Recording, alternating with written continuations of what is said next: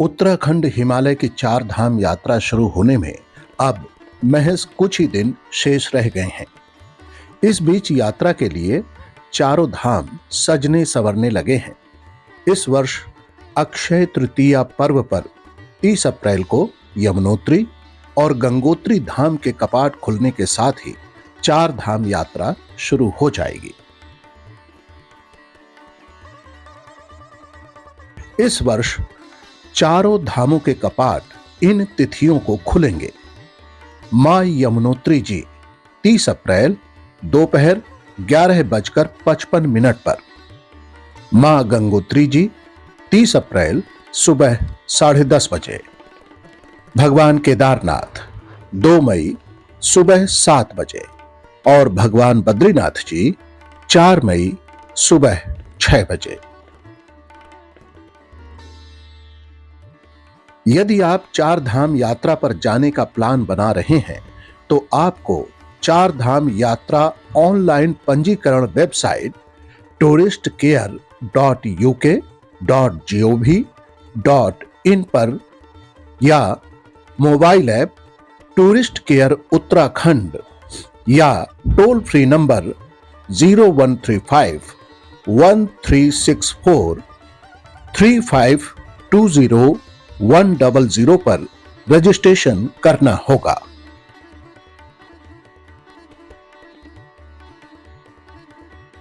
चार धाम यात्रा के लिए ऋषिकेश, हरिद्वार व विकास नगर में 28 अप्रैल से ऑफलाइन पंजीकरण शुरू होंगे।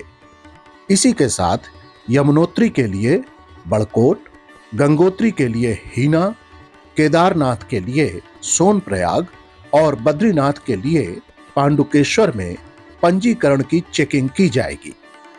आवश्यकता पड़ने पर यहां ऑफलाइन पंजीकरण की व्यवस्था भी सरकार करेगी।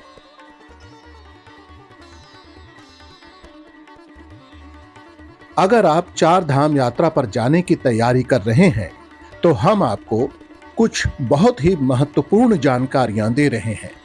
ध्यान रहे, 4 धाम यात्रा से पहले आपको अपना रजिस्ट्रेशन कराना होगा और अपनी स्वास्थ्य जांच भी अवश्य करवानी होगी। खासकर यदि आप 55 वर्ष से अधिक उम्र के हैं या पहले से यदि आपको कोई बीमारी है तो आपको स्वास्थ्य की जांच करवाना जरूरी होगा। आपको एक अच्छी यात्रा के लिए जरूरी सामान जैसे गर्म कपड़े, दवाइयां और इमरजेंसी किट पैक अपने साथ रखनी होगी। इस बार 4 धाम यात्रा पर रिकॉर्ड संख्या में भक्तों के आने की संभावना है। 4 धाम की यात्रा कठिन पहाड़ी रास्तों से होकर गुजरती है, इसीलिए प्रशासन ने श्रद्धालुओं की सुरक्षा के लिए कई जरूरी दिशा निर्देश जारी किए हैं।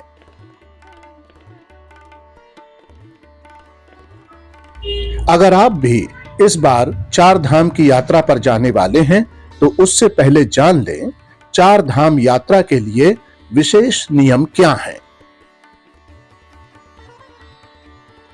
उत्तराखंड सरकार और पर्यटन विभाग ने 4 धाम यात्रा पर जाने वाले श्रद्धालुओं के लिए कुछ खास गाइडलाइंस जारी की हैं।